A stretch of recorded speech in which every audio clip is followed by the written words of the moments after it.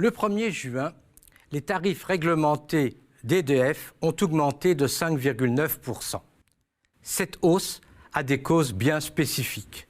Contrairement à ce que prétend le ministre de l'Écologie, la hausse ne provient pas des coûts d'EDF. En particulier, elle ne provient pas des avantages de ses salariés.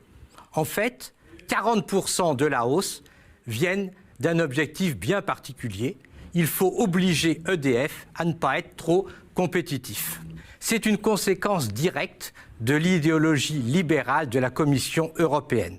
Celle-ci impose aux États membres d'appliquer partout la concurrence libre et non faussée, en particulier au secteur de l'énergie.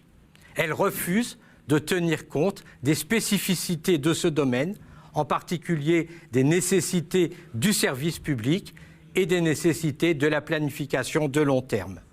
La Commission impose que EDF soit mise en concurrence et les gouvernements français successifs ont accepté que la Commission ait son mot à dire sur l'organisation du secteur énergétique français.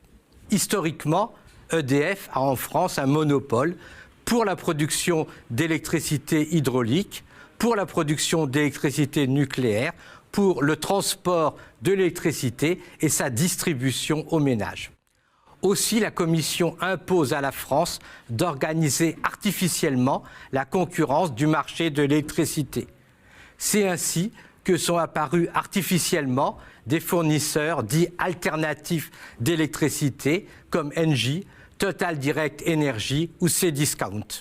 En 2010, la loi Nouvelle organisation des marchés de l'électricité a imposé à EDF de vendre à ses concurrents 25% de la production d'énergie nucléaire, soit 100 TWh. C'est ce qu'on appelle l'accès régulé à l'énergie nucléaire historique. Cela à un prix imposé, 42 € le mégawattheure. Cela a trois conséquences scandaleuses.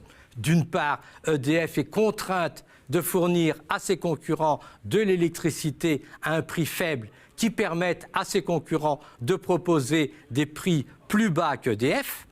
D'autre part, c'est un énorme gaspillage de ressources puisque ces distributeurs font des dépenses de publicité et de promotion pour arracher des clients à EDF, souvent avec des arguments mensongers, souvent aux dépens d'usagers fragiles. Vous avez l'énergie de rendre le monde plus harmonieux.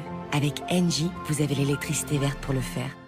Le pire, c'est qu'une partie des gains de l'investissement français en énergie hydraulique et nucléaire ne sert qu'à augmenter le profit de sociétés parasitaires au lieu de profiter aux usagers, au lieu de financer les économies d'énergie et le tournant vers les énergies renouvelables. Suivant les prix, les fournisseurs alternatifs choisissent d'acheter leur énergie, soit sur les marchés de gros, soit de profiter de l'énergie nucléaire à prix bas et stable.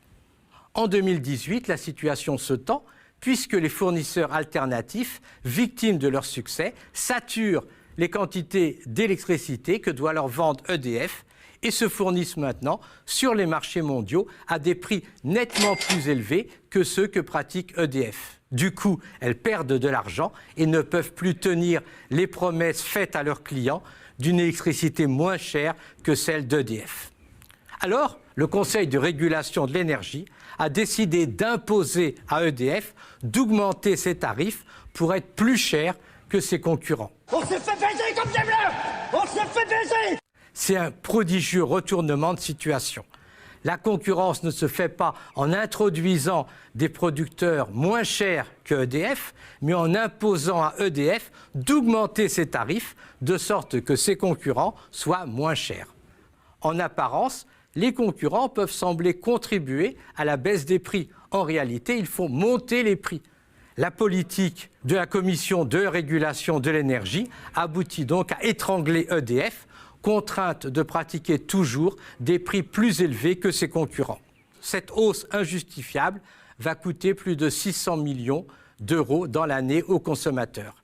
Elle a été vivement critiquée par l'autorité de la concurrence. Celle-ci a rappelé que l'objectif des tarifs régulés de EDF est de faire profiter les usagers du bas prix de l'énergie produite en France, de les protéger des fluctuations du prix de l'énergie sur les marchés mondiaux.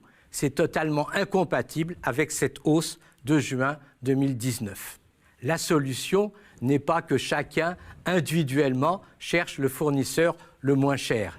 Elle n'est pas, comme le propose malheureusement Que Choisir, de se regrouper pour négocier les tarifs auprès d'un fournisseur alternatif. Au contraire, il faut mettre fin aux pseudo-fournisseurs alternatifs. Il faut exiger collectivement un tarif unique de l'électricité socialement décidé.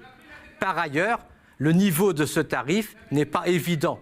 Il faut à la fois inciter aux économies d'énergie, il faut favoriser les énergies renouvelables plutôt que l'énergie fossile, donc favoriser l'électricité. Il faut surtout passer en douceur du nucléaire aux énergies renouvelables.